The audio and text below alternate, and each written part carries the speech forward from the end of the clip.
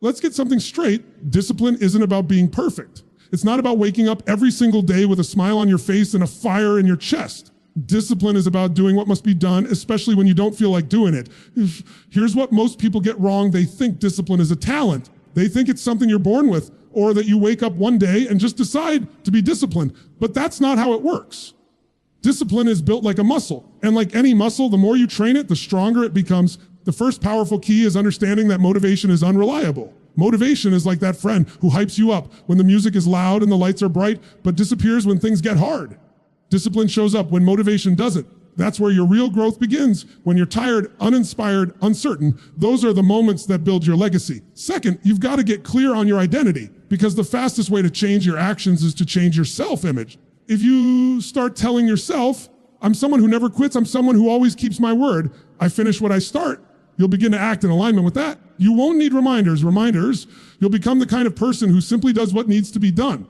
Now here's the third powerful shift, emotional leverage. If you're not emotionally connected to your goals, you won't follow through. You need to link massive pain to staying the same. Let yourself feel what it costs to procrastinate. Let yourself feel the pride of following through. When you assign real emotional weight to your actions, you become impossible to stop. Own your mornings. Your morning is your anchor. If you start your day with chaos, distractions, or negativity, you set a tone that kills momentum. But if you own the first hour, whether it's with movement, meditation, journaling, planning, you signal to your brain that you're in charge. Your body follows your mind. Start strong and you stay strong. Key number 5 is this: your environment must support your discipline. You can't be around people who normalize laziness and expect to rise. You can't leave junk food on the counter and expect to eat clean. You can't sleep next to your phone and expect to wake up energized. Design your surroundings so discipline becomes the path of least resistance. Make excellence easy and temptation harder. And finally, the crown jewel of discipline, delayed gratification. This is what separates the amateurs from the elite. It's the ability to endure boredom, fatigue, and resistance in pursuit of something greater. When everyone else is chasing the quick dopamine hit, you're investing in the long game. That's what makes you powerful. That's what makes you dangerous. That's how you win. Let me remind you, discipline isn't a punishment. It's not restriction, it's freedom. The more disciplined you become, the more you trust yourself. And when you trust yourself, you become unstoppable. Because at the end of the day, it's not about talent. It's not about luck. It's not even about opportunity. It's about who's willing to show up every single day, no matter how they feel. That's the person who builds a life that others only dream about. Everybody loves the idea of motivation. That spark, that adrenaline, that sudden burst of inspiration when you watch a powerful video or hear a story about someone who came from nothing and made it to the top. But let's get real. Motivation isn't what gets you results, because motivation fades. It's not built to last. It's a starting point, not a sustainable fuel source. If you're waiting to feel motivated before you take action, you're already behind. You'll lose to the person who does it even when they don't feel like it. That's where discipline begins. Discipline is what picks up the slack when motivation dies, when the excitement wears off, when the New Year's resolution loses its shine, when the gym is no longer full. The pain of yesterday starts whispering, take a break. That's the precise moment where discipline is born. Discipline is forged in the fire of discomfort, not in the comfort of excitement. You have to understand something about the mind. It is designed for survival, not for success. It wants you to stay comfortable. It wants you to avoid hard things. So every time you wake up early to train, to work, when you push past the voice in your head that says, sleep more, or just skip it this once, you are programming your brain to obey your will, not your feelings. And that's where freedom begins. People ask, how do I stay consistent? The answer is simple, but not easy. You stop making your decisions based on your mood. You stop negotiating with your feelings. You stop asking yourself, do I feel like it today? And start asking, would the strongest version of me do right now? That question cuts through excuses like a knife. Discipline isn't some mystical force. It's a choice you make over and over until it becomes a habit, until it becomes your standard. You want to be great? You want to rise, then you have to stop relying on external motivation and start building an internal fire that doesn't go out when life gets hard. That means doing it when you're tired, doing it when you're discouraged, doing it when nobody's clapping for you, doing it when no one even knows. That's what separates the ones who just dream from the ones who execute. Because let's be honest, dreaming is easy. It costs nothing to wish. Discipline demands something from you. It demands sacrifice. It demands repetition. It demands you show up again and again until your actions speak louder than your intentions. And here's the truth. Every time you choose discipline over comfort, you're not just getting closer to your goal, you're becoming a different person, a stronger person, a version of yourself that isn't swayed by circumstances or moods. That kind of power is rare. That kind of control over yourself is what builds empires, changes legacies, and rewrites destinies. The world won't always give you the ideal conditions. There will be days filled with doubt, with chaos, with pain. And on those days, your motivation won't be enough.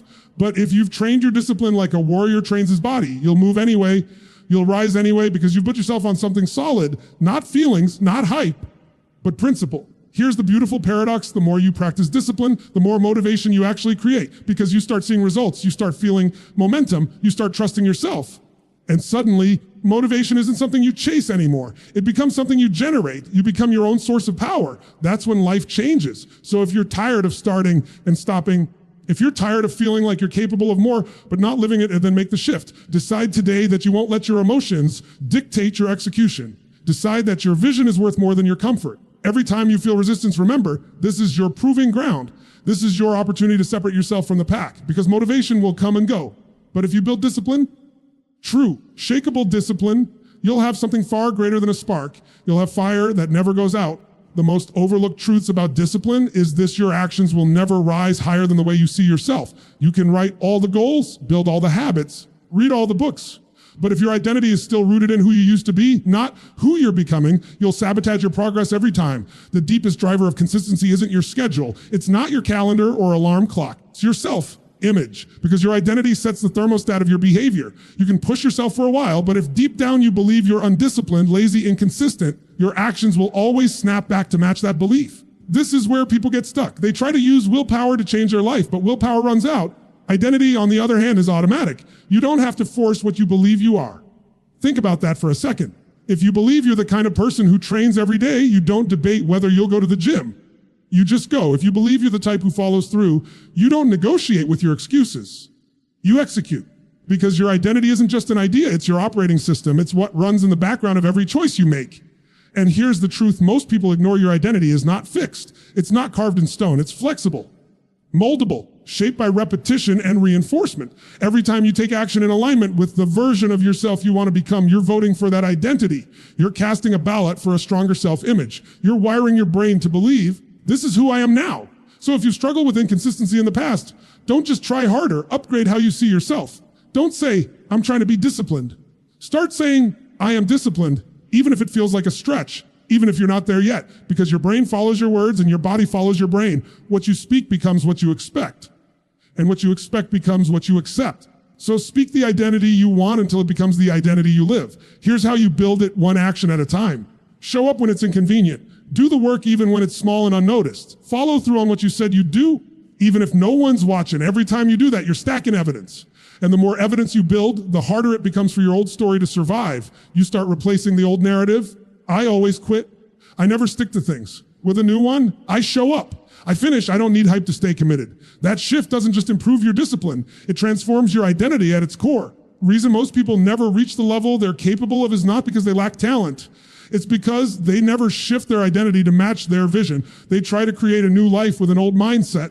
When their behavior doesn't align with who they believe they are, it creates internal conflict. And eventually they give up, not because they weren't capable, but because they didn't believe they belonged at that level. You want to build unstoppable discipline, then stop identifying with your past. Stop dragging around the baggage of your failures. You're not who you were, you're who you decide to be.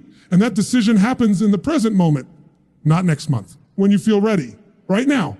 Every day you wake up, you have a chance to cast a vote for the future version of yourself, not through talk, not through planning, through action, through follow through, through ownership. This is the work. This is the real transformation, not just changing your habits, but upgrading the very core of your identity. Because once you become the kind of person who doesn't quit, who keeps showing up, honors their commitments, that's when you stop needing motivation. That's when consistency becomes natural, because it's not what you're doing anymore, it's who you are. And once that shift happens, you become dangerous, because now life can throw storms, resistance, distractions, but none of it can shake you, because your identity is built not on comfort, but on commitment. And when commitment becomes your standard, discipline becomes your lifestyle. If you want to develop real discipline that lasts, you've got to stop relying on logic alone. People think they just need a better schedule, a tighter routine, a more organized planner. And while those tools matter, nothing without emotional fire behind them. Discipline isn't born in strategy, it's born in emotion. Emotion is the true driver of human behavior. People don't change because someone gave them good advice. They change because something moved them. Something hit them so hard emotionally that they made a new decision. They drew a line in the sand, and they meant it. You need to attach massive meaning to the decisions you're making, or you'll break them the moment resistance shows up. If your why is weak, your discipline will always be temporary. But if your why is deep, emotional, and personal, will carry you through the hardest days. You've got to link massive pain to staying the same, and massive pleasure to growth. That emotional contrast is what wakes you up when it's hard. It's what gets you to say, I'm done playing small, done wasting time, I'm done being ruled by my emotions. You've got to feel it. You have to let yourself experience the cost of your inaction, not just intellectually, emotionally. Feel the pain of waking up 5 years from now in the exact same spot. Feel the frustration of knowing you could have been more, done more, become more, but you let comfort win. Let that sting. Because if it hurts enough, it will move you. Pain is not your enemy, it's your fuel. Most people run from pain, the people who grow. They use it, they channel it, they turn it into power. Now flip it. Picture the life you want. Not just what it looks like, but what it feels like. Would it feel like to walk in full confidence, knowing you show up every single day? What would it feel like to have full control over your body, your habits, your emotions? What would it feel like to be proud of who you've become? That's your leverage, that's your fire, that's your edge. Here's where people mess up. They set goals, but there's no emotion behind them. So they say things like, I want to lose weight, or I want to be more productive. But those are surface level, they're vague, they're empty. There's no emotional hook. But when someone says, I'm going to transform because I refuse to be the kind of parent who comes home exhausted with nothing left to give my kids, or I'm going to master my mornings because I watch my potential slip away for years and I'm done living in regret, that person is dangerous because they've got emotional leverage. They've got a reason that cuts deep. Emotion is energy. It moves you. And when you link the right emotion to the right action, you don't need someone to remind you. You don't need a pep talk. You just move. You execute. Because now your actions are tied to something meaningful. You're not just trying to be more disciplined. You're protecting your future. You're fighting for your values. You're honoring the standard you said matters to you. Raise your level of discipline, then stop asking, what should I do? And start asking, what does this cost me if I don't? Really sit with that. Because if you can answer that question honestly, if you can connect to the emotional consequences of your choices, you'll shift. You'll stop skipping workouts, not because someone told you to go, because you've linked not going with emotional pain. You'll stop hitting snooze, not because of willpower, but because you've emotionally conditioned yourself to associate that choice with loss. And this isn't about guilt or shame. It's about awareness and ownership. It's about getting real. Because when you're honest with yourself about what's really at stake, you stop playing games. You stop wasting time. You stop living small. You start moving with intensity, with hunger, clarity. So if you want to become the kind of person who follows through, even when it's tough, even when it's boring, even when no one is looking, then build that fire. Find that leverage. Tie your actions to something that matters more than the moment. Because when the moment gets hard, and it's not logic, that will get you through. It's not the schedule. It's not the checklist. It's the emotion. It's the reason. It's the fire in your gut that says, I'm not going back. I've come too far. I know why I started, and I'm not stopping here. Every day starts with a choice to take control or to surrender it. The moment you open your eyes, you're at a crossroads. And what you do in the first hour of your day sets the emotional, mental, and physical tone for everything that follows. You want to know how people become consistent, focused, and locked in. It's not luck. It's not willpower. It's the structure they create at the start of each day. Because the first battle you fight every morning isn't out there. It's inside. If you win that first battle, the rest of the day starts to fall in line. Discipline isn't about doing 100 things.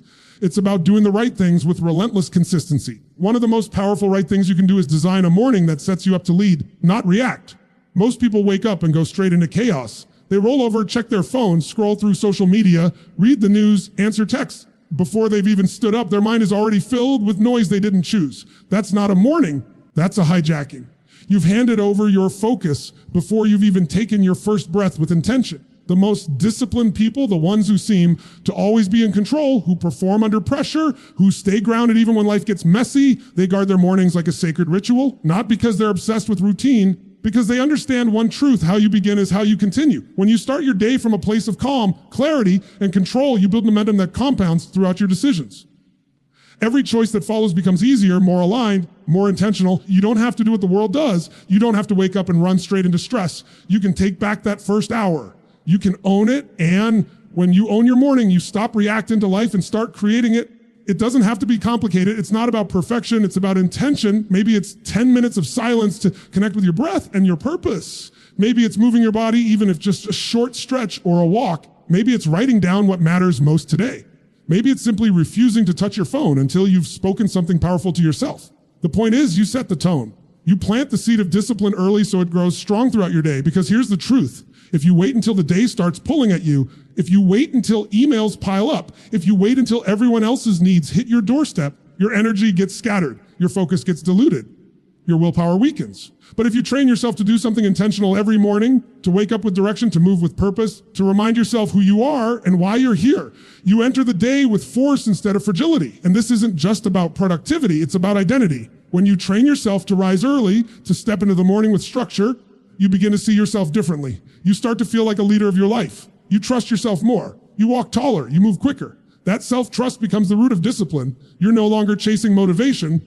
You've built rhythm. Rhythm beats motivation every time. You don't have to change everything at once. But you do have to decide what you're no longer willing to tolerate in your mornings. Maybe it's sleeping in with no reason. Maybe it's waking up with no clarity. Maybe it's scrolling for an hour before you've done anything meaningful. Draw the line. Replace one weak habit with one empowering ritual. And do it again tomorrow and again the day after that. Stack the days. Stack the wins. Because the most successful, grounded, high-performing people don't have perfect mornings. They have disciplined ones. They don't always feel like waking up early, but they do it anyway.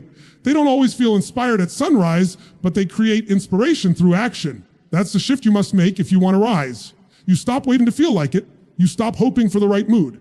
You create the feeling by moving first. Every day gives you one chance to declare who you are before the world tells you who to be.